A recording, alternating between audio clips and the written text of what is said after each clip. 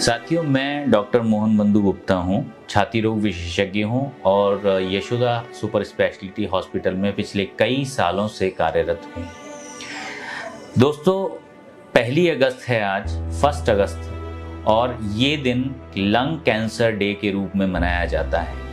इसका उद्देश्य यह होता है कि हमें लंग कैंसर के बारे में जानकारी दी जाए, उसके बारे में अवेयरनेस फैलाई जाए और ये जाना जाए कि ये कैसे होता है और इससे कैसे बचाव किया जा सकता है। जैसा कि आप सभी लोग जानते हैं और जनमानस में ये बहुत प्रचलित है कि लंग कैंसर का जो सबसे बड़ा कारण है वो बीड़ी या सिगरेट स्मोकिंग है।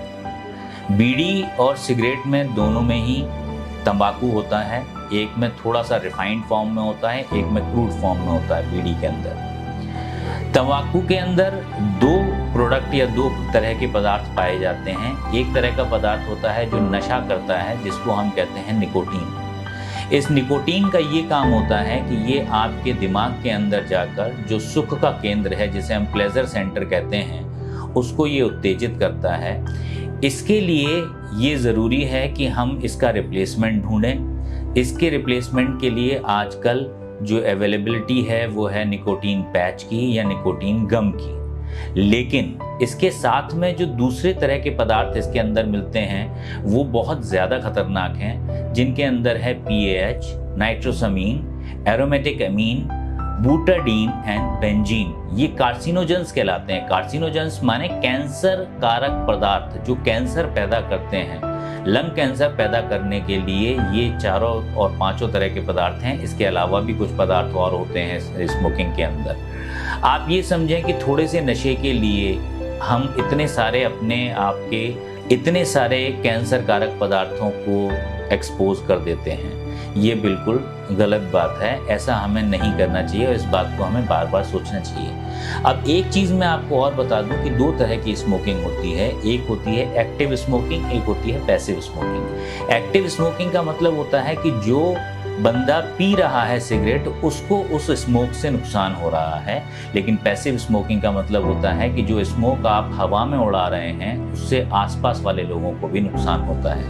अगर आप घर में स्मोकिंग कर रहे हैं तो आप सोचिए, आपके छोटे छोटे बच्चे, आपके बुजुर्ग माँ बाप और आपकी पत्नी, आपके और छोटे रिलेटिव जो आपके घर में अवेलेबल हैं, वो सब इस कैंसर कारक पदार्थ से एक्सपोज होते हैं और उन्हें भी कैंसर होने की संभावना ज़्यादा होती है। एक बात इसमें मैं और जोड़ना चाहूँगा कि पैसिव स्मोकिंग ज़्यादा खतरनाक मानी गई है एक्टिव स्मोकिंग के मुकाबले में। तो कोशिश करें कि स्मोकिंग घर के अंदर न करें। अगर आप बाहर स्मोकिंग करते हैं तो आसपास की जनता और समाज के अंदर भी आप इस रोग को फैला रहे हैं। इसके लिए आप जिम्मेदार बने, सामाजिक रिस्पॉन्सिबिलिटी लें और उस नैतिकता के कारण आप अपने आप को रोकें कि किसी भी तरह से सिगरेट न पिएं। आजकल बड़े शहरों में सिगरेट बैन है और कई जगह पर सिगरेट स्मोकिंग जोन्स बना दिए गए हैं। अगर आपको बहुत ज़्यादा मन करता है तो कभी कभार के लिए उन जोन्स का इस्तेमाल आप कर सकते हैं।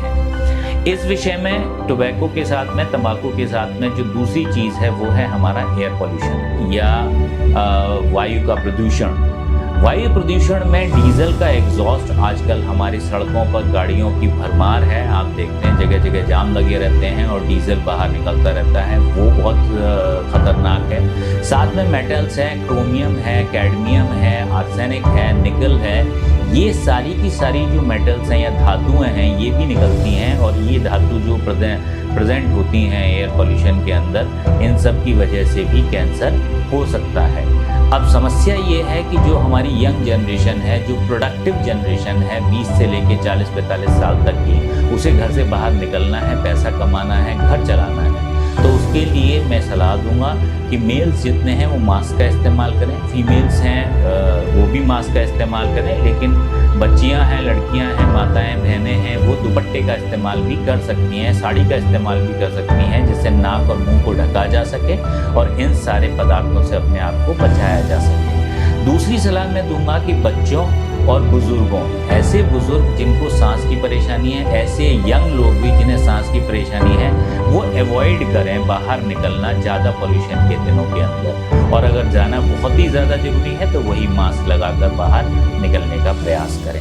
इन दोनों चीज़ों से बचाव के लिए मैं आपसे बार बार रिक्वेस्ट करूंगा, और मेनली मैं आपसे रिक्वेस्ट करूंगा, प्रार्थना करूंगा कि आप लोग सिगरेट और बीड़ी स्मोकिंग को जितनी जल्दी से जल्दी हो सके त्याग दें और इसका फ़ायदा उठाएं कि एक स्वस्थ जीवन आप लंबे समय तक जी पाएं। और इसी जानकारी और संदेश के साथ मैं अब आपसे विदा लेता हूं।